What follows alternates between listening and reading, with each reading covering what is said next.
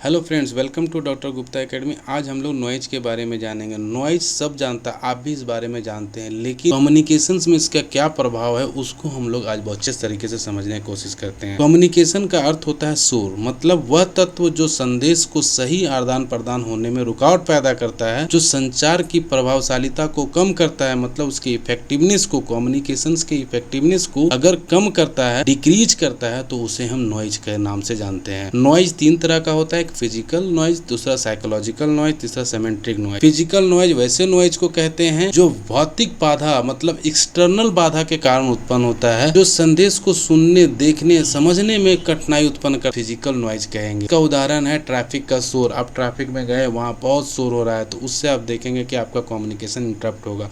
आप दूसरे से बात करना चाहते हैं, नहीं कर पाएंगे। लाउड स्पीकर का आवाज इतना तेज होता है जिससे आप दूसरे व्यक्ति से बात करना, न उनकी बातों को सुन सकते हैं। मोबाइल का नेटवर्क की समस्या, आप बात कर रहे हैं, नेटवर्क कट गया, हेलो हेलो करते रह गए, लेकिन आपका आवाज दूसरे तक नहीं पहुंचता। अगर आपका माइक्रोफोन खराब हो जाता है तो भी आपका आवाज सही से दूसरे तक नहीं पहुंच होता है। तो इस तरह का नॉइज को हम फिजिकल नॉइज के नाम से जानते हैं। फिजिकल नॉइज का विशेषता यह है कि वातावरण से संबंधित होता है। ये संचार प्रक्रिया में बाहरी हस्तक्षेप होता है, मतलब एक्सटर्नल इसमें इंटरफेरेंस होता है। साथ ही संदेश की स्पष्टता को प्रभावित करता है, मतलब जो संदेश हम पहुंचाना चाहते हैं उसमें इंटरप्ट करता है, उसको प्रभावित करता है, कम कर देता है। और इसका प्रभाव क्या होता है कि संदेश सही रूप से प्राप्त नहीं हो पाता है और गलतफहमी का संभावना बढ़ जाती है। साइकोलॉजिकल नॉइज क्या होता है? मनोवैज्ञानिक बाधा वैसी बाधा है जो व्यक्ति के मानसिक और भावनात्मक स्थिति के कारण उत्पन्न होता है, जो संदेश को समझने में रुकावट पैदा करती है, उसे हम साइकोलॉजिकल नॉइज के अंतर्गत रखेंगे। इसका उदाहरण है तनाव हो गया, स्ट्रेस हो गया, गुस्सा, एंगर, उदासी, डिप्रेशन, चिंता, एंजाइटी या फियर, ये सभी नॉइज इसके अंतर्गत आते हैं। उदाहरण से समझते हैं, अगर छात्र कोई एग्जाम देने जाता है और वो तनाव में है या किसी एंजाइटी से फंसा हुआ है, तो उस स्थिति में शिक्षक के द्वारा जो भी इंस्ट्रक्शन दिया जाता है कि आपको रोल नंबर यहाँ डालना है, कोड यहाँ डालना है, सेंटर कोड यहाँ डालना है, सब्जेक्ट का नाम यहाँ लिखना है, वो ध्यान से नहीं सुन पाता, जिसके चलते वो गलती कर बैठता है। इस तरह का भय या एंजाइटी या स्ट्रेस को हम साइकोलॉजिकल नॉइज के अंतर्गत रखेंगे। साइकोलॉजिकल नॉइज का कुछ विशेषता है। पहला विशेषता यह है कि मन और भावनाओं से जुड़ी होती है। दूसरा, अटेंशन या अंडरस्टैंडिंग को प्रभावित करता है। इसका प्रभाव क्या पड़ता है कि व्यक्ति संदेश को गलत समझ लेता है या उस पर ध्यान नहीं दे पाता है। तीसरा आपका सेमेंट्रिक नॉइज है, मतलब अर्थगत या भाषाई बाधा, वैसी बाधा जो आपका भाषा, शब्द या अर्थ या उनके अर्थ सही ढंग से न समझने के कारण उत्पन्न होती है। तो उस तरह का बाधा को हम सेमेंट्रिक बाधा कहते हैं। मतलब भाषा अगर सही नहीं यूज, शब्द आपने सही यूज नहीं किया है, अर्थ आपने सही से नहीं निकाला, तो इस तरह का नॉइज इसके अंतर्गत आते हैं। उदाहरण के रूप में कठिन तकनीकी शब्द का प्रयोग कर लिए, अस्पष्ट भाषा का यूज कर लिए, मल्टी मीनिंग वर्ड्स, मतलब बहुअर्थीय शब्द को यूज कर लिए, या